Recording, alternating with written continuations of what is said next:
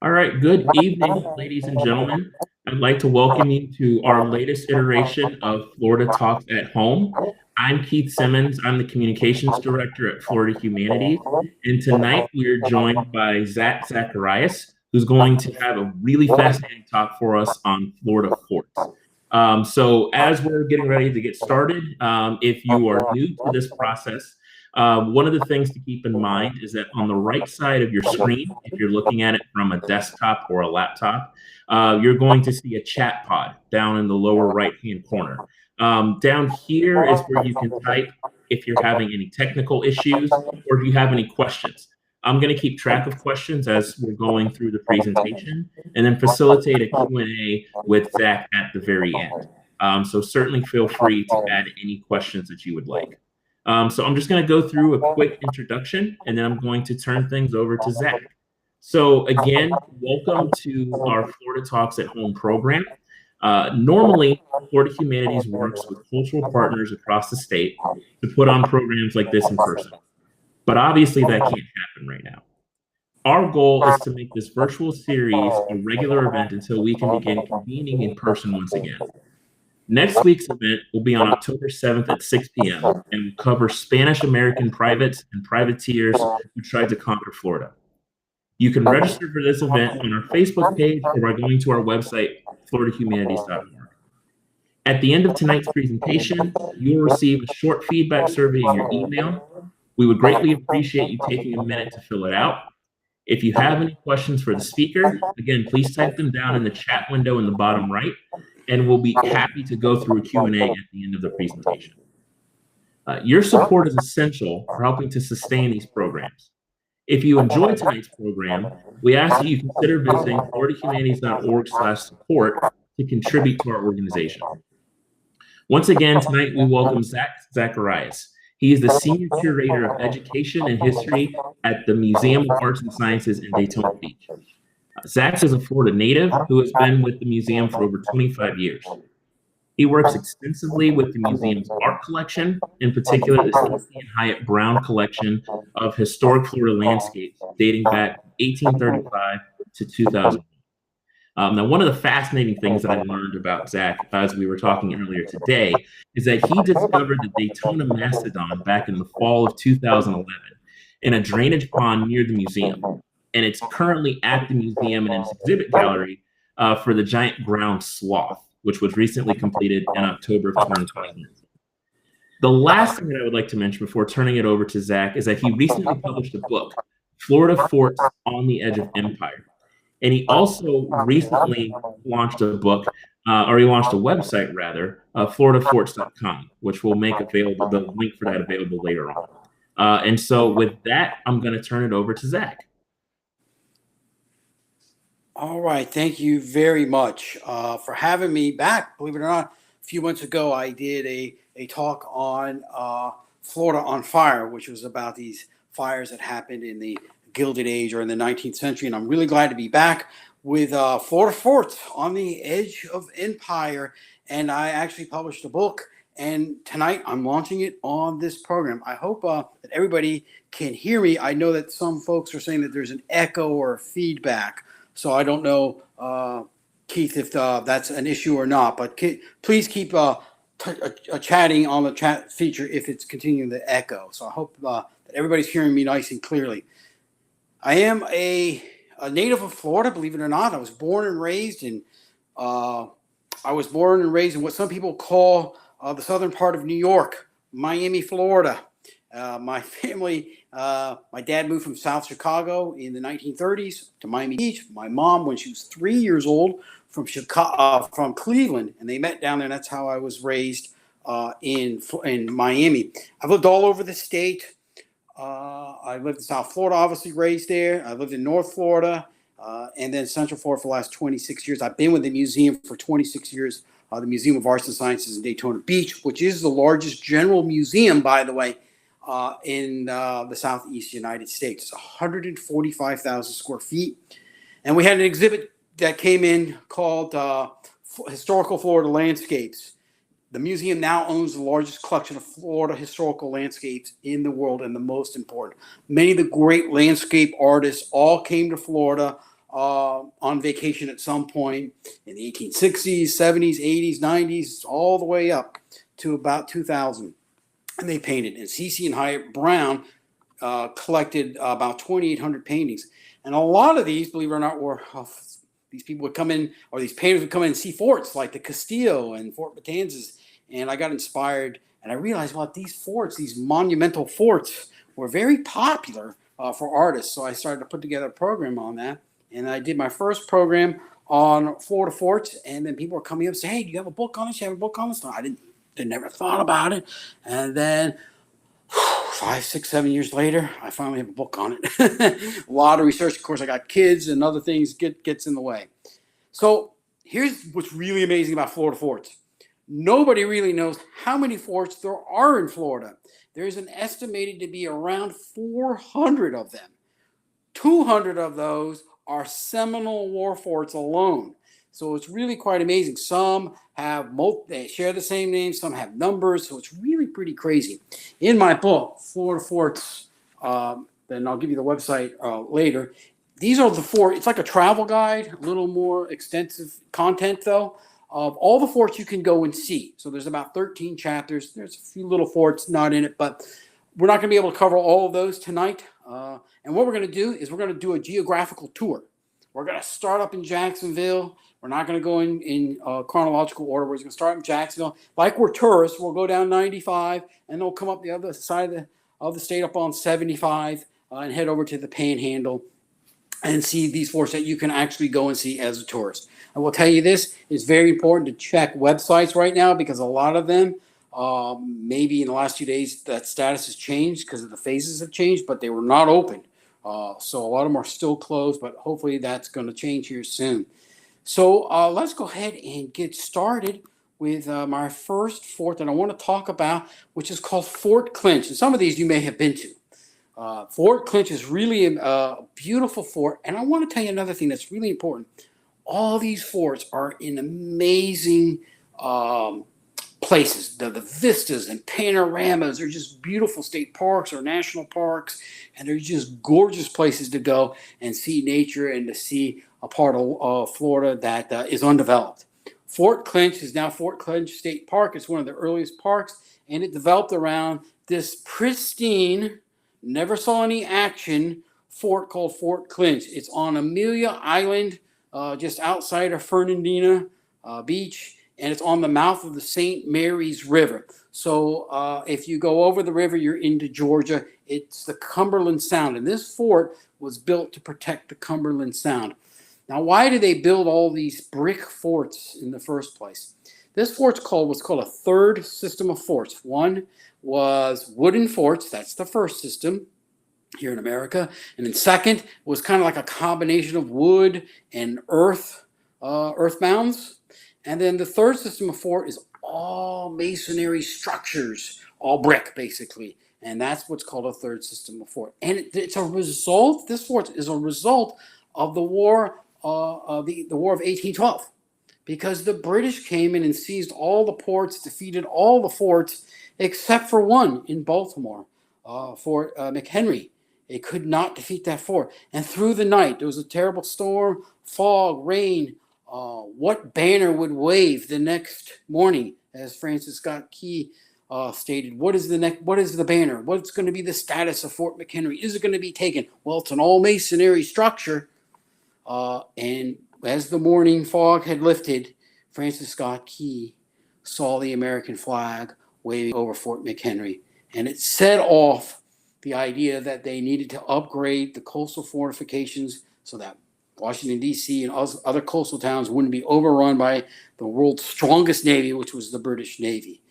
So they built some, like 60 of these third system forts. And then when they acquired Florida in 1821, they had, almost 2,000 miles of coastline to protect again. So they started building these forts. So this is a third system fort, and you can trace its history all the way back to the War of 1812 as they realized the Board of Fortifications needed an upgrade. And this protects the Cumberland Sound area. It was very important for the Union. When the war broke out, the Civil War, this was unoccupied and not finished. It wasn't finished. It only had 2 of the 5 bastions completed. But it was important for the Union because they needed a southern coaling station, and they had this Anaconda plan where they were trying to stop, all the blockade runners from going into all the inlets. So it was very, very important. Plus, they could control the Florida coast and they could control the Georgia coast. The problem is that because it was unmanned, the local Confederate militia just walked into the fort and took over the fort. And they started to refortify it. They would put some cannons and sand batteries, and across the river on Cumberland Island, they reinforced that as well. And now the Union's going to come with a huge flotilla under Admiral DuPont. And Admiral DuPont is expecting a big battle at Fort Clinch. Robert E. Lee comes in, looks at the status of the fort. It's not finished.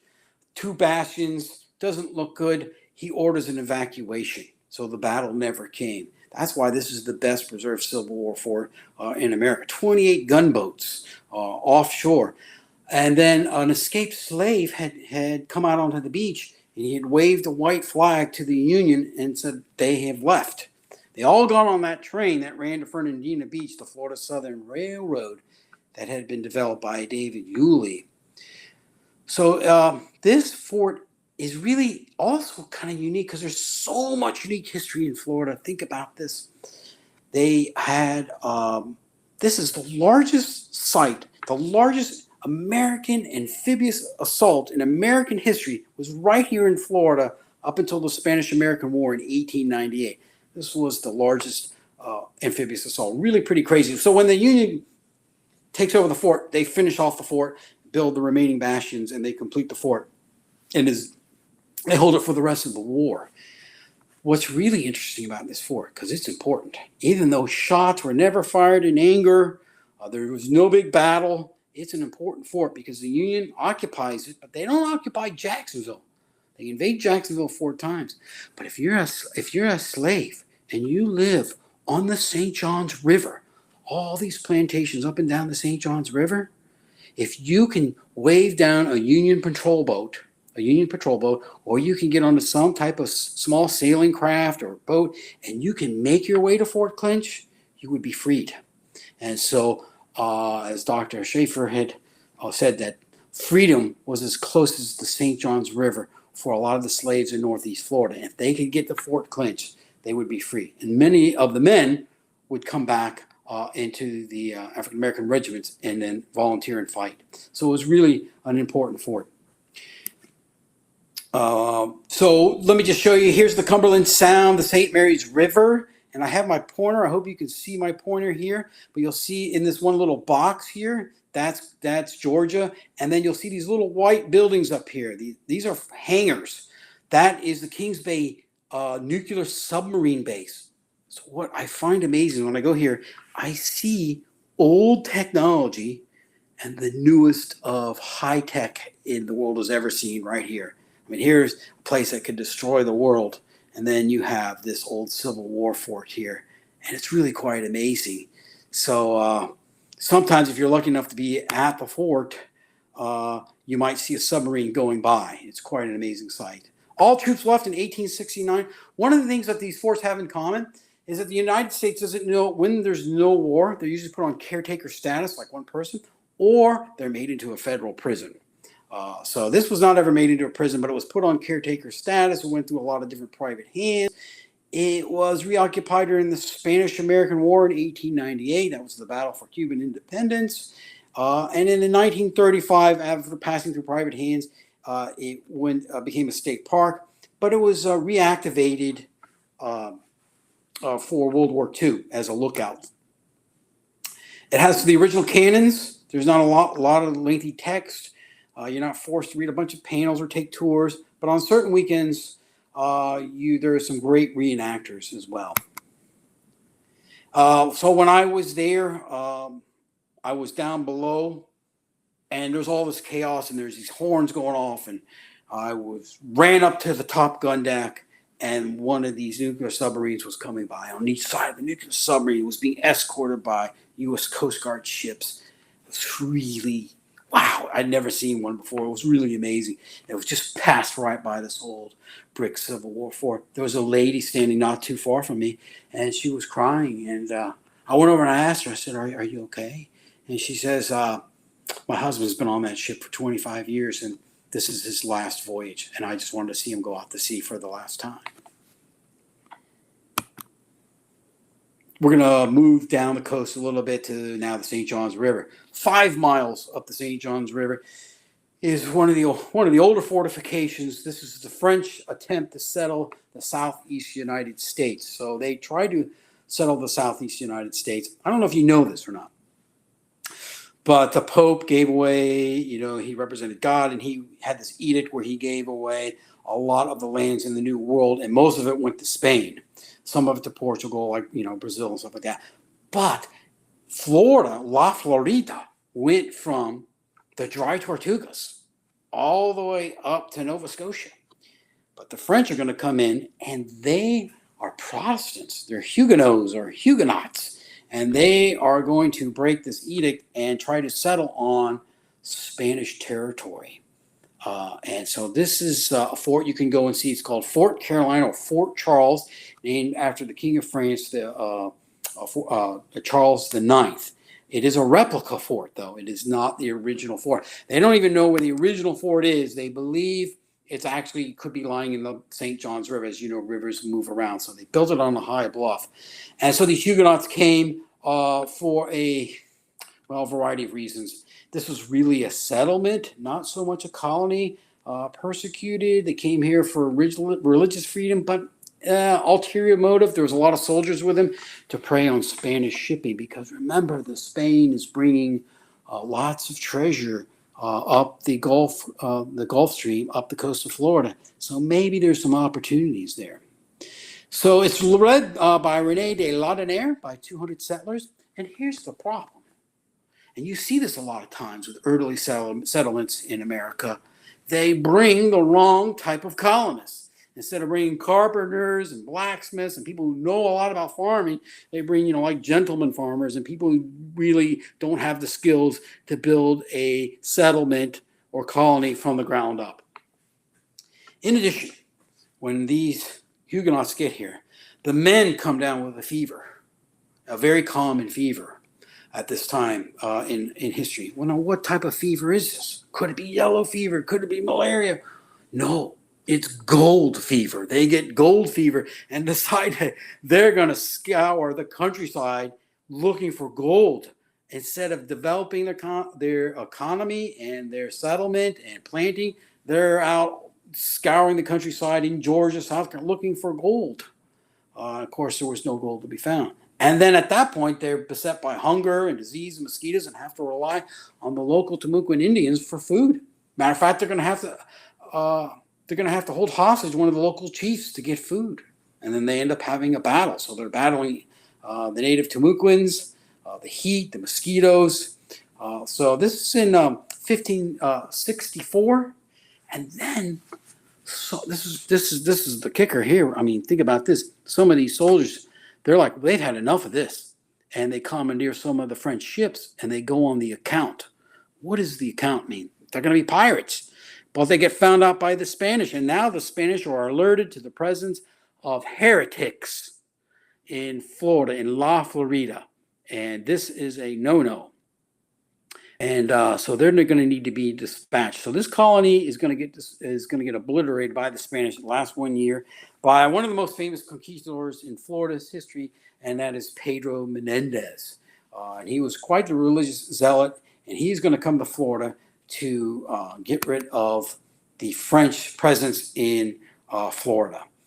So another leader comes from the French. His name is Jean Robot, and he is above René de Laudonnière. And Menendez shows up, and there's a skirmish, and there's a storm approaching. Menendez retreats to this bay where there are a lot of dolphins, which is St. Augustine today. And then the French decide, Robot decides, let's counterattack, go down there 35 miles south, knock out the Spanish. They got a bigger force. Well, when's the worst time to set sail in Florida? August. 1565, not a good time in August to sail. They get off the coast of St. Augustine and they're hit by a tempest or a hurricane, and they're washed up. Their ships are pushed ashore all the way from Canaveral, down to Fort Pierce. Most of the men survive, and now they have to walk back to Fort Caroline on the beaches. Meanwhile, Menendez decides to counterattack himself. Instead of this time going by ship because the ocean is really rough, he leads a force of 100 men through a terrible storm up to Fort Caroline and then attacks early morning, like 5:30, right when the sun is just getting ready to rise. There are very few soldiers there. Rene de Laudonnière and the first artist that came here to Florida and to America, Jacques Lemoyne. They escape, but most of the men who were there caught off guard were killed, and about 50 women and children were taken hostage. Now here is I'm pointing my finger, here's the portrait of Menendez, and then here is a very romantic engraving with a lot of liberties taken of what Fort Caroline looked like. It has like this fortress around it. A fortress usually goes all the way around a city, and then it's got this medieval town in it. So that's nothing what it was. It was a rectangular fort with thatched huts. That's basically what this was all about. So it's 5 miles upriver. It was made a national memorial on September 21st, 1950. A lot of Jacques Lemoyne's work were purchased by Theodore de Rye and then kind of reconfigured. So I have been up there. They got a nice little museum there. Here's a Jacques Lemoyne engraving that was reconfigured and redone, maybe just totally the imagination now of Theodore de Rye of this giant reptilian alligator, and the Timucuans are ramming this log down its mouth. So faraway tales can make for faraway lands can make for faraway tales. As one of my history professors always said. We're going to pick up that story about these shipwrecked Frenchmen in a little bit. Of course, everybody's probably been to the Fort San Marcos, the Castillo, and St. Augustine. What I wanted to point out about this is that this is not the first fort. This is the 10th fort. And the early forts were out on Anastasia Island. The 9th fort was across the street, they believe, where the Pirate Museum is today, if you know where that is. So this is the 10th fort. And once they built the stone fort, all the previous forts were wood, easily defeated, catch fire, termites, they rot. And the archaeologists in the city realized, and a lot of this hasn't even been published, that the town moved away from the wooden forts. So when pirates and the British and enemies attacked the town, this was a military town. This was like a garrison town, with their families, and they would all run back into the woods and live with the Timucuans. So they started to build their town away from the ineffective wooden fort.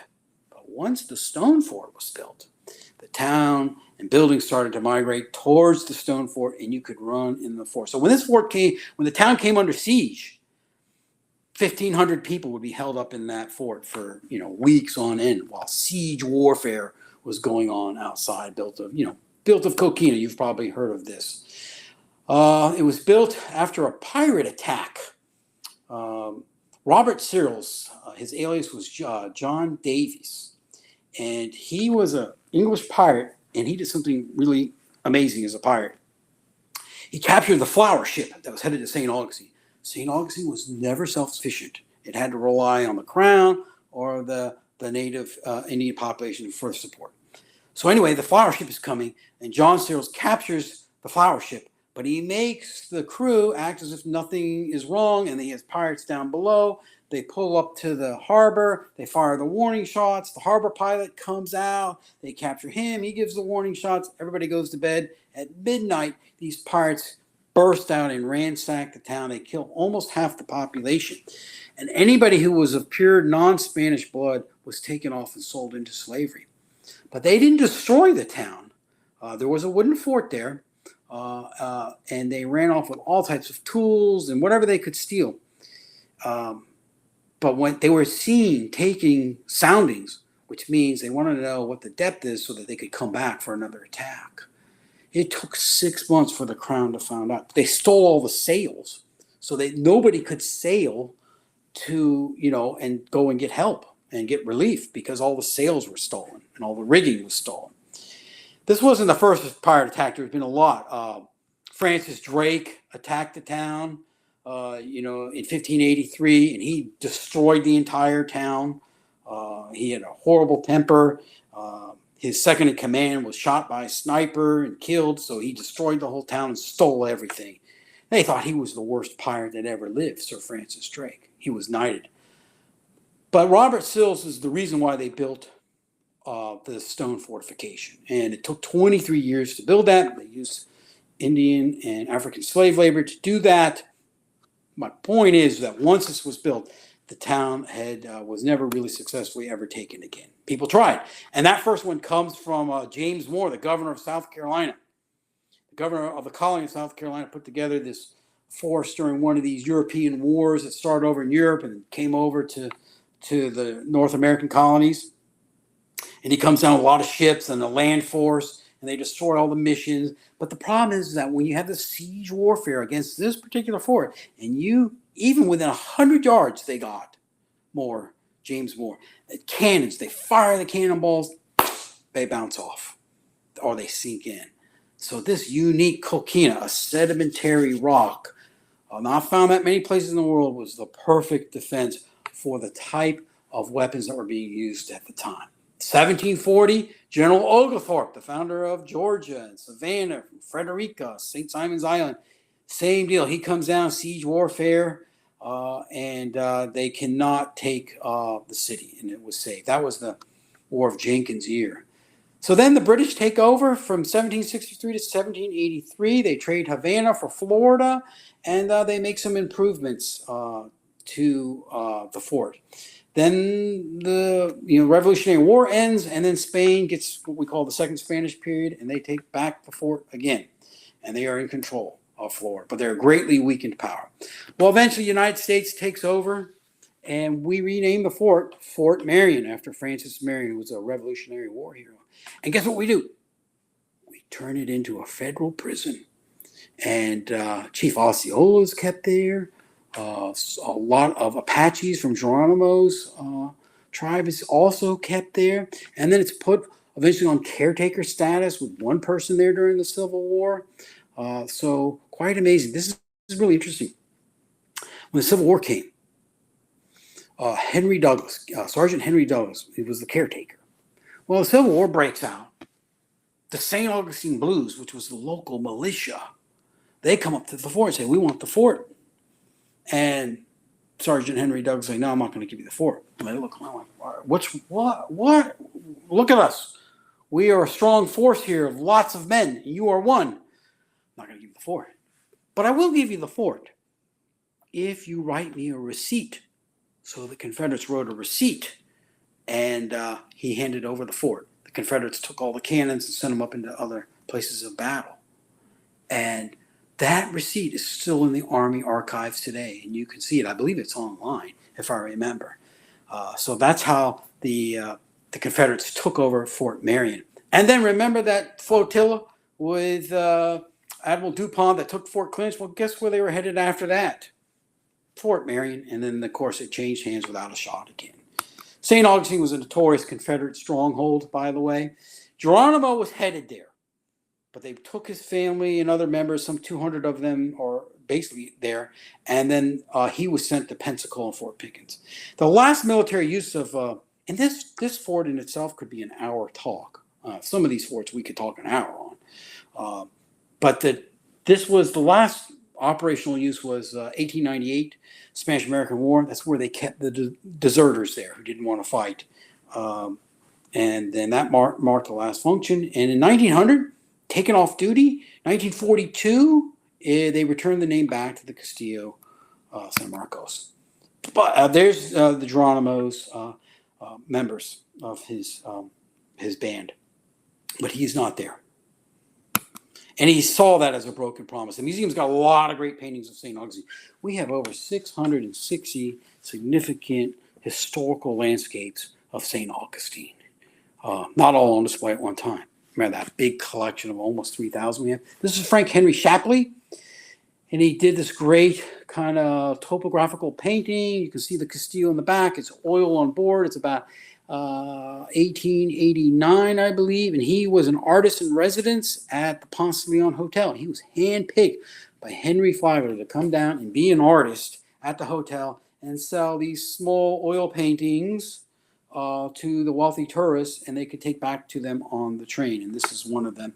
And you can see the local African Americans here fishing. It's kind of a genre scene, and these are these kind of Greek Menorcan crafts here. And then the Castillo, it's a winter day because that's when they came down. That's when the resort was open in the wintertime. And then Henry Flagler had heard about this fad, and he thought that this fad was going to pass and not be a big deal. And the game was called golf. So on the grounds of the Castillo in the 1890s, while it was still an active military base of Fort Marion, he created a 3-hole golf course. And you played it 3 times to play 9 holes. This was a game that men and women could do in the Victorian age, or this Gilded Age, 1865 to 1900. Let's go down the coast again to Fort Matanzas. Beautiful. You can only get there by boat, I believe. It may be open now since there's been a change in status. I'm not totally sure. It was not open over the summer.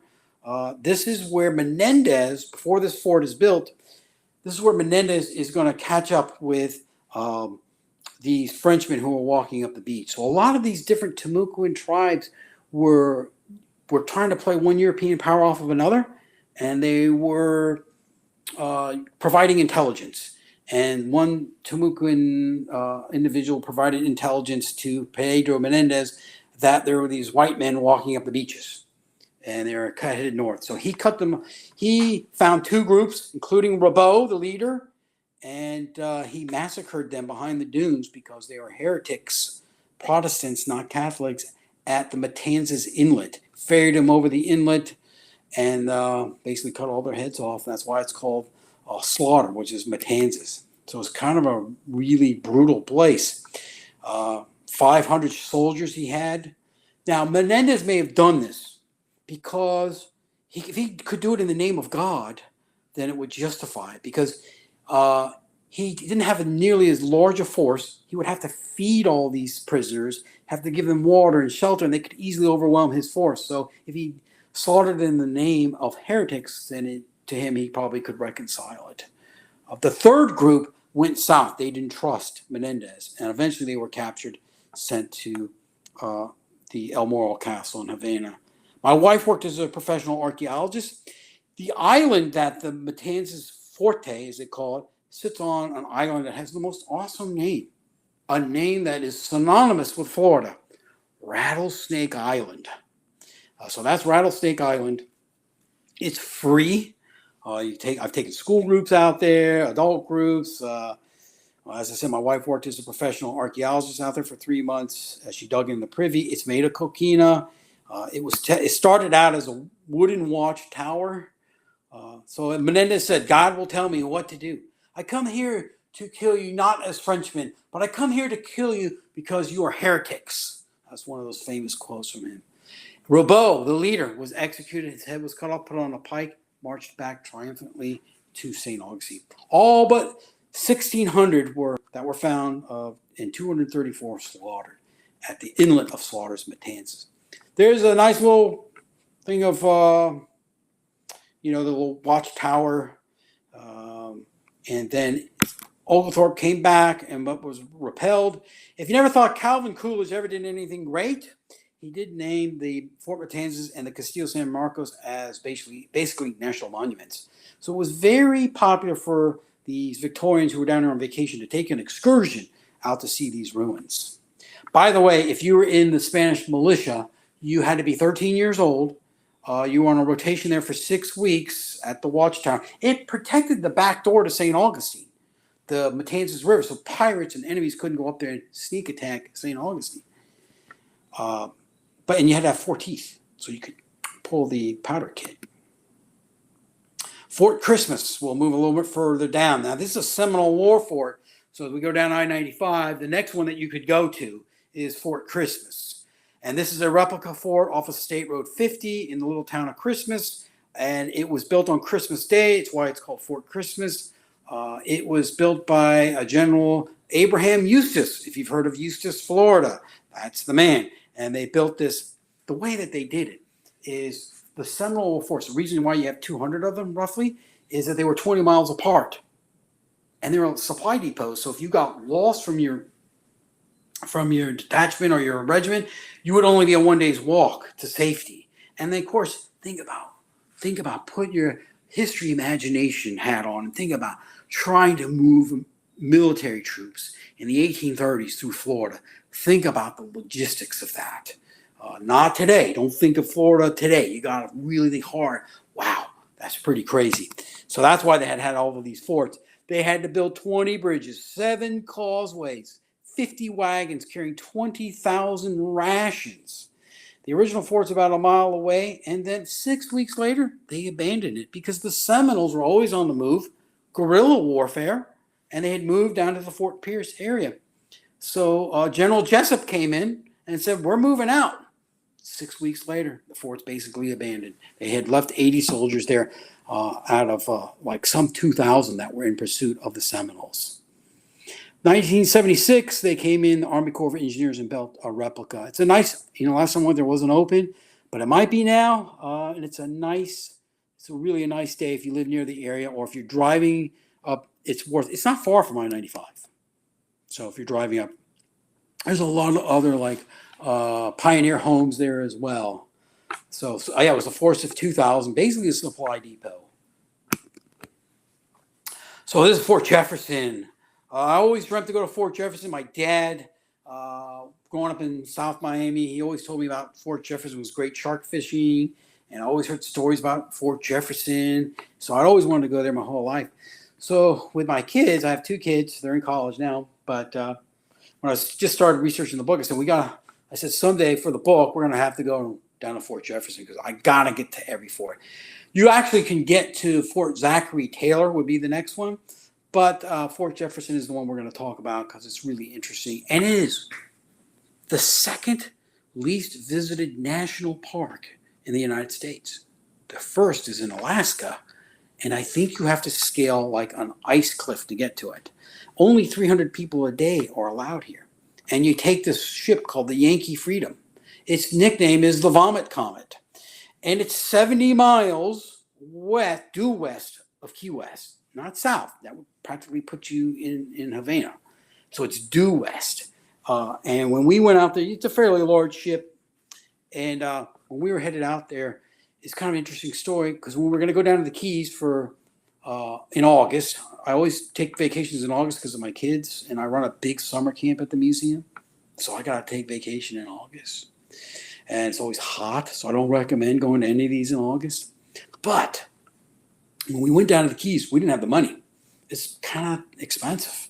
And so about 2 weeks before that, my son and I were down in Miami Beach, and we're biking around. I said, let's go down. I'll show you where I grew up, all this stuff. I head over to Miami Beach. You want to see it? And my wife called and said, we're going to Fort Jefferson. I said, we don't have the money to go to Fort Jefferson. She goes, we do now. I said, how? Well, the Florida Lottery just came out with these new $20 scratch cards. And I went to this convenience store in Lake Helen, which is not far from where I live in DeLand. And I was the very first $20 card they ever sold. And when I scratched it off, we won $1,500. So much money they had to go to Orlando to cash it at their office. So I said, we're going to Fort Jefferson. And we got on the Vomit Comet. And before we went there, I went to CVS and I got some Dramamine. And I said, I'm a big guy. I'll take 2. And then I looked down the box and it says drowsy version. And I'm on that Vomit Comet. And I'm like, I was like this. I'm like, I couldn't keep my head up. Then we go to the Fort Jefferson and they give you an hour tour and then an hour for lunch and an hour for scuba diving. They only stay 3 hours. And it's on Garden Key, a 13-acre island. There's a bunch of islands out there, 7 to 11 islands, depending on sea level, discovered by Ponce de Leon. Dry, no water, tortugas, turtles. But we're out there, and the tour guide's like, we're going to climb way up there on the ramparts, 3 stories. I'm like, oh, my gosh, I'm not going to make it up there. It's August. I just took these Dramamines. But after lunch, I felt a lot better and really enjoyed it. And I want to go back. There's a picture that I took. It's the largest, it might still be the largest brick building in the Western Hemisphere, like 21 million bricks. It was never finished. It was supposed to have 440 of those giant Civil War cannons. It was to protect the Gulf shipping. It was a dangerous place. They built an earlier lighthouse because there's some 200 shipwrecks.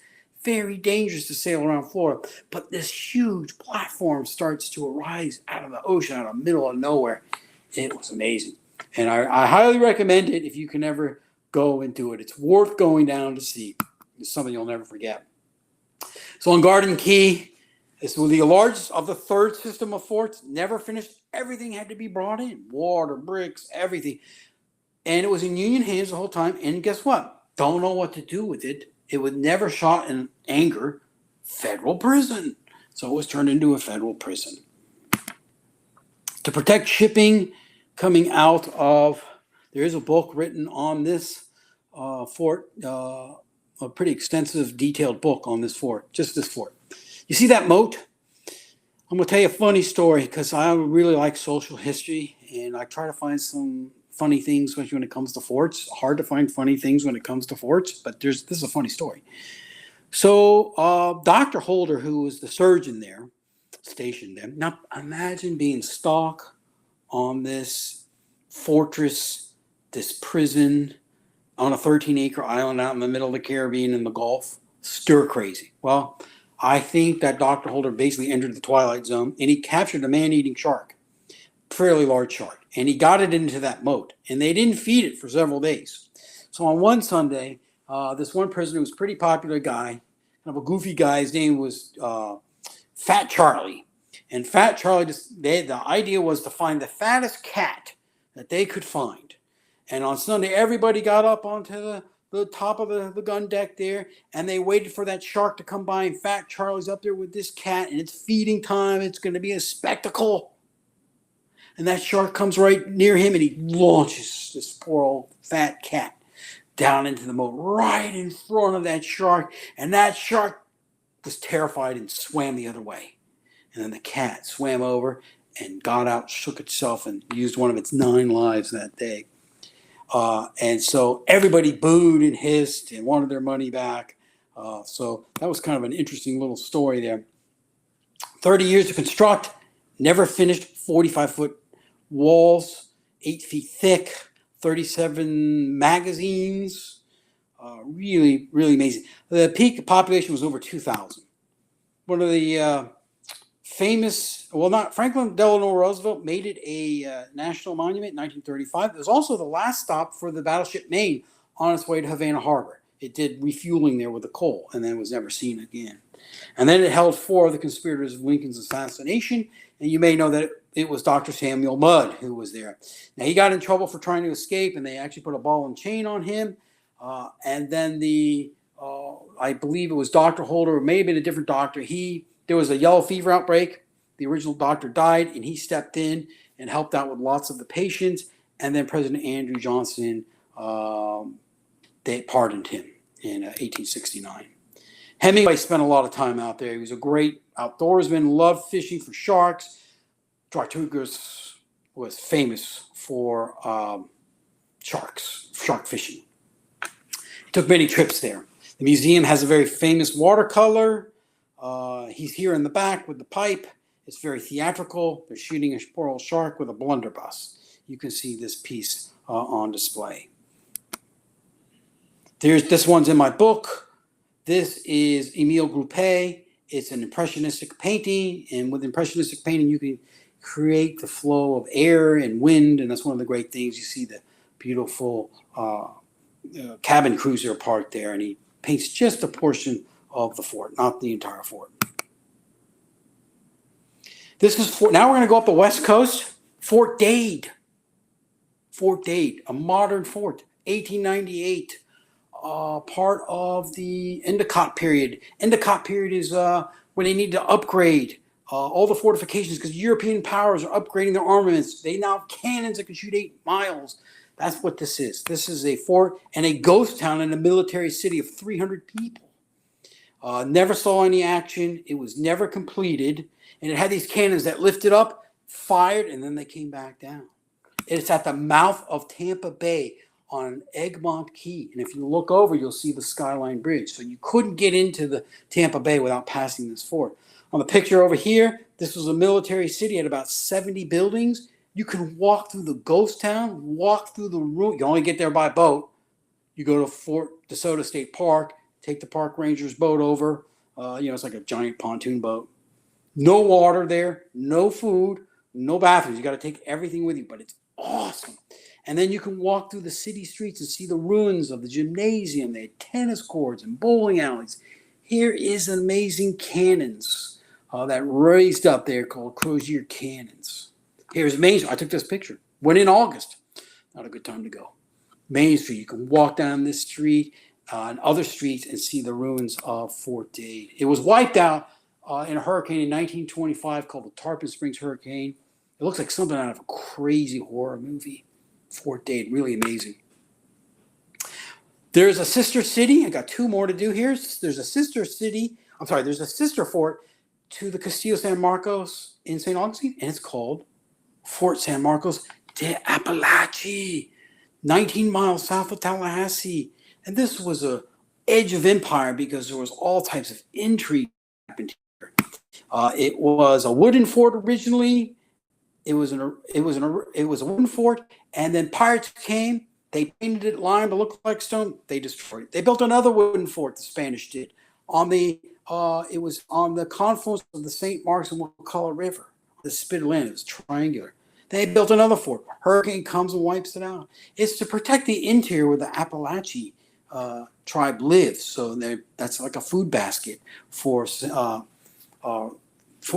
Augustine. So eventually they do build a limestone fort there, and then in 1800, this border ruffian named Augustus Bowles. Here's his portrait here. He decides he's a Tory from Baltimore, and he at 12 years old leaves home, goes to Pensacola to fight with the British. They didn't like him, insubordinate, threw him out. Wanders back to Baltimore, but gets picked up by the Seminoles. Lives with the Seminoles, learns the language, culture, marries the daughter of a chief. But his goal is to create a nation of Creek and Choctaw and all the southern tribes that have their own nation in Florida. And he would be the king. He'd be king of all the Indians in Florida, director general. And he takes over that fort. The Spanish were in control of that fort. And they laid, him and his Indian, and the Seminoles laid siege warfare. They don't really do that very often. The natives didn't do that. And they took over the fort. Quite an embarrassment. Well, the governor in Pensacola, Spanish Florida, he finds out, comes back, retakes the fort. And then he had 3 ships. He had his own flag. You can see the flag. The State of Muskogee is what it's called. There's a great book on him. So he ends up trying to retake the fort. Can't take the fort, loses some credibility. Now Spain offers a reward for this guy who is creating all types of havoc in Spanish Florida. And they offer $6,000 in the year 1800 and 1,500 kegs of rum. And he gets turned in by some Seminoles that decided that was just too much of a reward. There's a museum there. Then Andrew Jackson comes in. He takes the fort. And he finds 2 British agents working in the area.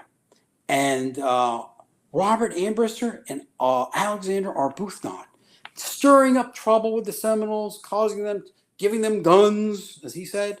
He holds this ad hoc tribunal in the woods south of Tallahassee.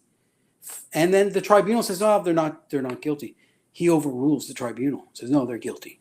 And he hangs Ambrister from the yardarm of his own ship. And then Alexander Arbuthnot was shot by firing squad. And this caused all types of trouble.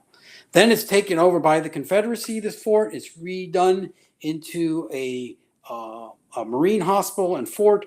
And then the Battle of Natural Bridge happens there. And it was a big invasion there by the Union, and it was repelled. So this fort, which is called Fort San Marcos de Apalache, during the time of the Civil War was called Fort Ward, never taken. It was in Confederate hands the whole time. Last fort, Fort Pickens, on the barrier island in Pensacola. It's a huge fort, 16 million bricks, and it is going to see some major Civil War action, some bombardments. And it's really got an impressive history. It had 100 cannons, built in 1834, and it was built by William Chase. And he was like an Army Corps of Engineers. And but he's a Confederate sympathizer. He builds the fort, then he's asked to retake the fort. So what ends up happening is that this man, this Union hero named Lieutenant Adam J. Slemmer, he's at another fort on the mainland. There's lots of forts. I mean, we can spend hours going over the forts in Pensacola. But he's at a fort called Barrancas.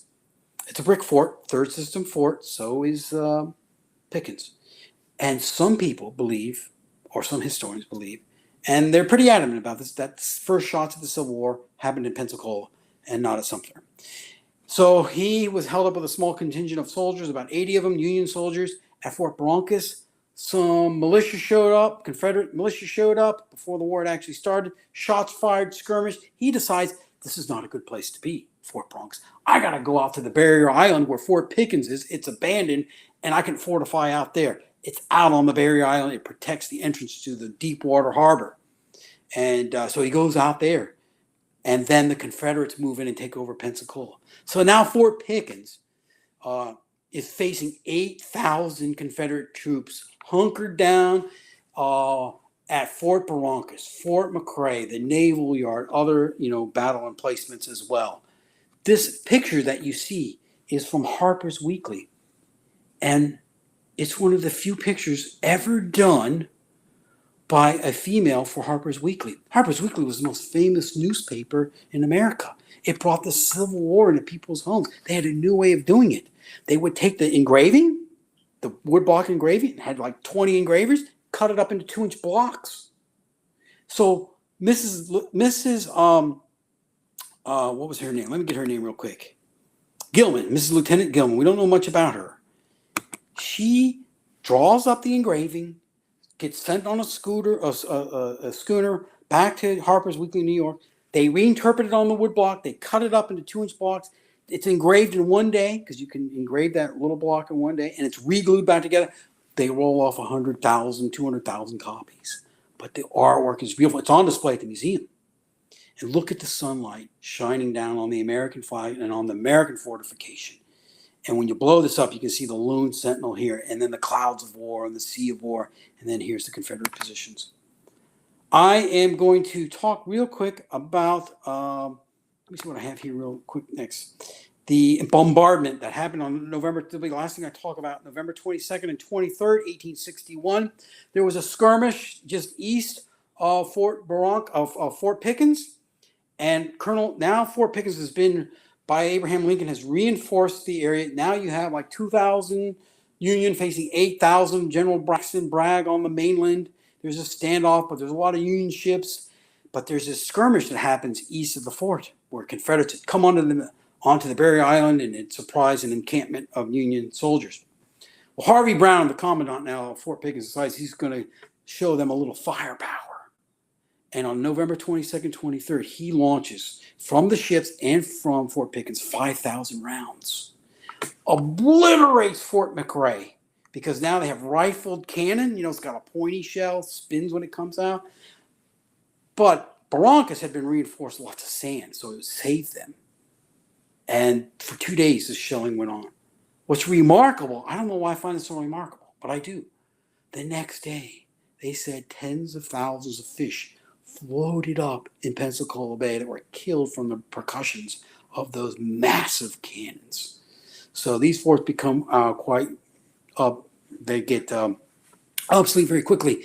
And not long after that, Robert E. Lee, he orders the evacuation of Pensacola, and it's held in Union hands. Geronimo comes there, and the newspaper there, he's diverted from going to St. Augustine to Pickens, and by these local boosters and the congressmen, and they put in the newspaper, we have a world-class tourist attraction. Geronimo's here.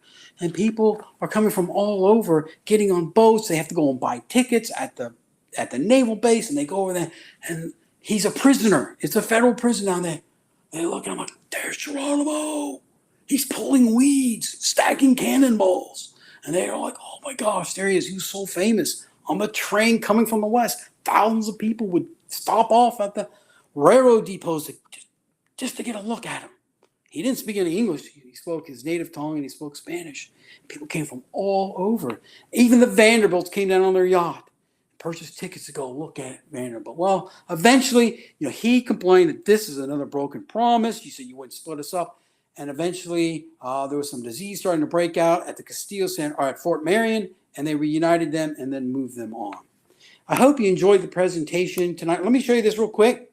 Here's Geronimo at Fort Pickens, right up there. There he is. He was a prisoner for pretty much the rest of his life.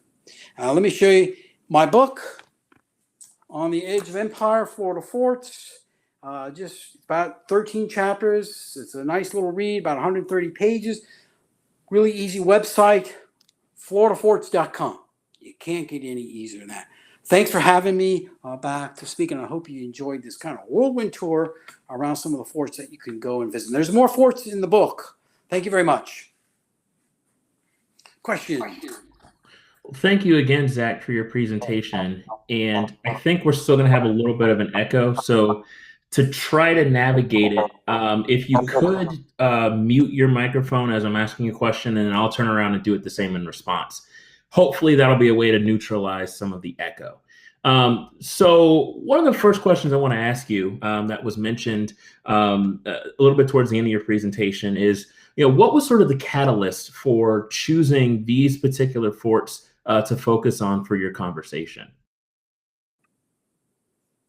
That's a great question. I chose these forts because I'm the type of historian that, especially here in Florida, I like to go out and see stuff that's still there. I don't like to send people out to go look at a field and say, well, maybe the fort was somewhere within 2 or 3 miles of here. I picked these forts because these are ones you can all still go and see. And you can visit every single one of these. And what I did is I did just a lot more in-depth history, and I brought them all together in one package instead of just kind of piecemealed out. Because there are little books on this fort, a little book on that one. There's one book on Pickens. It's like 30 pages. And there's, the Castillo has one, but I wanted to bring it all together. But I wanted to go to the forts you can actually see. Because here in Volusia County, where I live, there's like 4 Seminole war forts here. But some of them, people don't really know exactly where they are. So I like to do history where you can actually go and see things instead of a field or a place where it might be. That's a great way to put it. And another question that someone had is, with respect to the forts that you kind of featured in this conversation, have you ever sourced any of the bricks that the forts were built out of? Yes, yeah. So like the ones in Fort Clinch, they were made of local bricks in St. Mary's. And the fort started off being built by slave labor, but it was finished by people who were free. And so some of those bricks came from Pennsylvania. Some bricks came from New Orleans, like Pickens and Fort Jefferson. Those bricks came from New Orleans. There was a negotiation. The one thing that they had to do is they couldn't, especially with these Civil War era forts, they couldn't mention the word in the contracts, slave labor. So it was basically an under-the-table agreement, like a gentleman's agreement that they were going to use slave labor, because that would raise eyebrows in Congress if it said in the contract that slave labor would be used to build this. But a lot of these bricks were made in other places and had to be shipped in because Florida bricks really aren't that great. But depending on what fort it is, depends on where it comes. But New Orleans, Pennsylvania, Maine, these are some of the places where some of the bricks came from. Okay, great. I think there's still a little bit of feedback, so we'll still have to try to go back and forth with muting the mic. I know it's going to be a little bit of a wonky logistics thing, but hopefully that'll minimize some of the feedback. When it comes to one of the things you mentioned in your conversation is that, I think Fort Clinch was activated during one of the world wars, and then over at Egmont Key that was activated. So I think for a lot of us, the notion that you have this active defense going on seems very, very uncommon. And so, I mean, what to your knowledge, what was it like, during those times where you have these forts that are now activated, and with the assumption that you have some enemy that can potentially come and attack Florida? Okay, that's a great question. So a lot of these forts were on caretaker status and they were in poor condition. So when some type of threat came, like the Spanish-American War, like Fort Clinch had to be completely, revamped, and they had to bring in new cannons. Obviously, they're not going to use Civil War cannons. And during the Spanish-American War, and I do a talk on the Spanish-American War in Florida, there's a lot of hysteria that Spain was still this great power and they were going to attack Miami and Tampa and all these places. But what a lot of these cities wanted is they wanted fortifications so that they would stimulate the local economy. So that there was a lot of reasons. And then some of them were, like Fort Clinch again, were revamped during the war really as lookouts. So they were looking out for German saboteurs landing on like Ponte Vedra Beach, which they did. Fort Dade, they built new towers there to look for U-boats. They found 6 U-boats. And one was destroyed by a destroyer. They saved 2 German sailors who were found in the water. Now, a place like the Castillo and Matanzas, these places really aren't going to work out as any type of World War II installation, but they might have some reactivation as listening stations as well and lookout stations. That's what they would have been used mostly. Now, during Egmont Key and Fort Dade, during the President Kennedy was used as a practice for like the 3rd Armored Division for amphibious practice. So they were actually invading that beach to practice before they went to Cuba. So, I mean, it's a big history. And, in the 45 or 50 minutes we have, it's hard to cover in great detail. I mean, some of these forts I could talk about an hour on, especially the ones that are really old, like Castillo and Pickens, and where they had more going on, where there was actually a lot of action. Because some of these forts never saw anything. They were just there for supply reasons. And that's, I think we have touched on another possibility, I think, for a conversation when you talk about practicing amphibious assaults, by going after those forts. So we'll have to do some follow up on that. Another thing that I'm kind of curious about is if you could talk a little bit about some of the challenges that might have gone on in terms of any time when these forts were occupied by soldiers. I mean, do we have a lot of documentation or instances about, discipline or disciplinary issues? Do we have a lot of issues in terms of health? I mean, you have a lot of men who are in this confined space all of a sudden. So, I mean, are there those types of problems that we see sort of in historical records? Oh my gosh, yes. Like at Fort Zachary Taylor in Key West and Fort Jefferson, some of these other forts, the latrines were a huge problem. And they tried to use on the natural ebb and flow of the tides to flush out, the human waste. That was a huge problem. Fevers and illness was a huge problem. Fresh water at Matanzas, they only had cisterns there. So when there was a drought, they had to get into, a canoe and go down to a place called El Pinon and cart up fresh water for them. So there was a lot of these issues. Fort Matanzas at one time got hit by lightning and it was uninhabitable, and the Spanish soldiers had to live outside in tents. Tent living in Florida is pretty tough. So there was a lot of these issues. And if you've ever been in these forts, I'm like, how could anybody live in this place? I mean, at times it's cold and it's damp and it seems moldy. And think about when those cannons fire. And I've talked to some people, like, when those giant Civil War cannons fired and those echoey brick fortifications, they must have gone deaf. I mean, they roared like incredible sound. So, and then covered in, think about Fort Christmas. We know a lot about Fort Christmas because the surgeon there kept a diary. And he said that when they would go out on patrol, a lot of the men, if they would find gopher tortoises, would pick up the gopher tortoises because they considered them a delicacy and would bring them back. So fresh meat was a difficult issue as well. That's a really good example of them. Well, they're basically out scavenging and almost like a hunter-gatherer. We're going to go out and gather some gopher tortoises. So that's a great question. And I think that's interesting because it leads to, I think, sort of another question that some of our viewers are asking about, which is, I think some of the Seminoles and some of the people that are in prison there. I mean, if you're talking about for soldiers, that these are not really the best conditions for someone to be in. I mean, it certainly has to be atrocious for, you talked about like Geronimo being in prison there. If we had Seminoles or other Native groups imprisoned in some of these places. So, I mean, do we have any documents or anything that speaks to that particular experience? Yes. So at the Castillo de San Marcos, I know Wildcat got so thin and he wanted to get thin so he could slip through the bars. And then Osceola had come down with fever.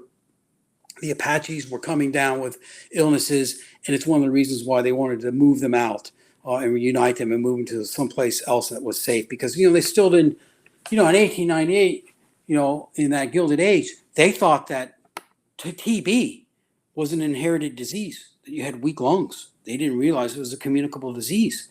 So it was really a problem with illness. Fort Jefferson, I mean, imagine being down at Fort Jefferson. It's summertime, and next thing you know, you got some 102 fever. Nobody knows anything about medicine. It's so primitive. Very little known about medical science. Boy, they had an island on the Dry Tortugas that was basically the burial island for the soldiers that died, or the prisoners that died. And so if you died of yellow fever or some type of fever, they took you out to one of these particular little islands out there, and they buried you out there. So I think that leads to perhaps two other questions for this evening. One is, um, how would you assess the state of Florida? A lot of these, I think, are probably state parks. I know certainly Fort Clinch is. I think Fort Pickens is as well. So, how would you assess how well we have done in terms of preserving these forts? And what are some of the things that you think could potentially be done better in terms of preserving these forts? Is it education? Is it doing things to ensure that they can stand up to weather and that sort of thing?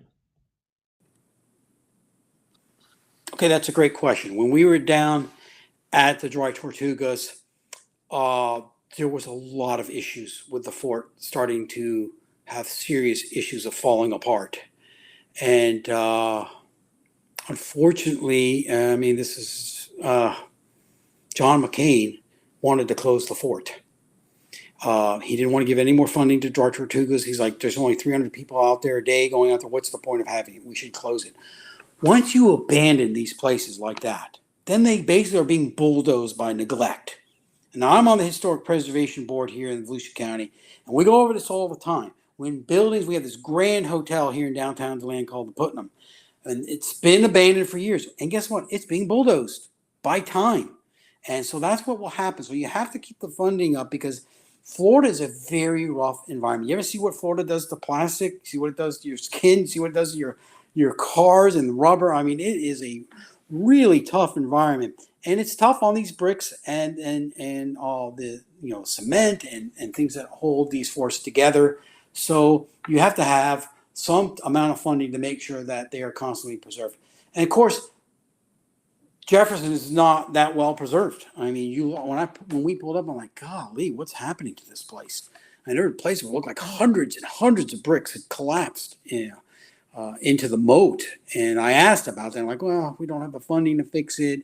There's talk of defunding and closing it, and I think that would be a shame to close it because once these historical resources are gone, they're gone forever, and you can't bring them back.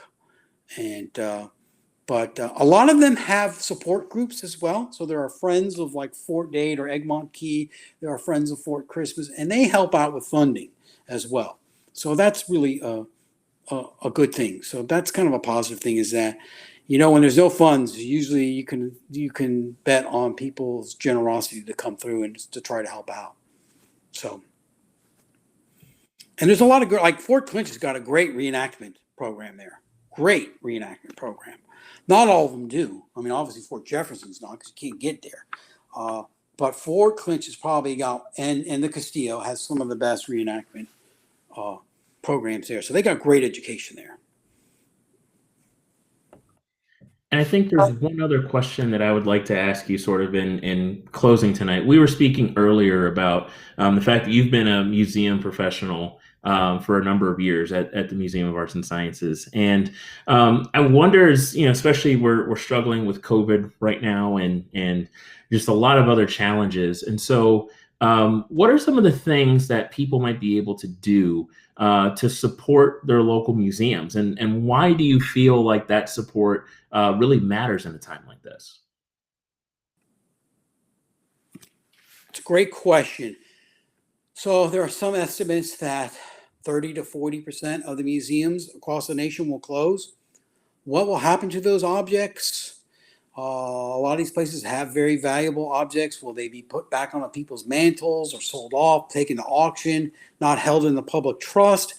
So the way you can support your local museum, and think about house museums, where you can't social distance in a house museum because they're historic buildings, and a lot of times they have small rooms and you can't pack, 15 or 20 people. Even in Vizcaya down in Miami, these huge mansions, it'd be very hard to social distance in those places. I went to Vizcaya very recently down in Miami, and it's a great big mansion, but if during COVID, it'd be very tough. And so it's very important to support programming that they do, paid programming, or to become a member of these places, or to make a donation. And when you make a donation, it's very important that you say general fund, because all these museums, even pre-pandemic, museums need general operating money. Instead of saying, I want to go just to this, I want to go just to that program, just to give it to the general operating fund so they can pay the staff, so they can pay curators, so they can pay insurance, so they can pay for the lights. That's really important to keep these places open, to keep that staff there, to keep the lights on. I know I think still half the museums are not open. That might change with the order that just came through. And so support your local museum by making a donation. It can be $20, $25, $200, $1,000, whatever it is. And support the program and become a member. And don't let your membership lapse if you are a member, because that's happened to us. A lot of memberships have they lapse their membership because I know times are hard, or we're not able to do the same programming that we can because we've got to do it all online right now. Now we are open, but we have a huge museum. We have hand cleaning stations everywhere, and you can social distance in a 145,000 square foot museum pretty easy. But other places are really going to suffer. But support them, because otherwise they're gone, and it'll be really hard to reestablish them once they're gone, because the artifacts will be gone. Well, with that, I think we're going to conclude tonight's program. So thank you, everyone, again, for attending tonight. You are going to receive a survey from us via email. We would appreciate providing any comments and feedback that you can to improve these programs in the future. And again, we have our next program next week on October 7th. That's going to talk about Spanish privates and privateers who tried to conquer Florida. And again, if you have any questions, feel free to reach out to us. And thanks again, and have a great evening.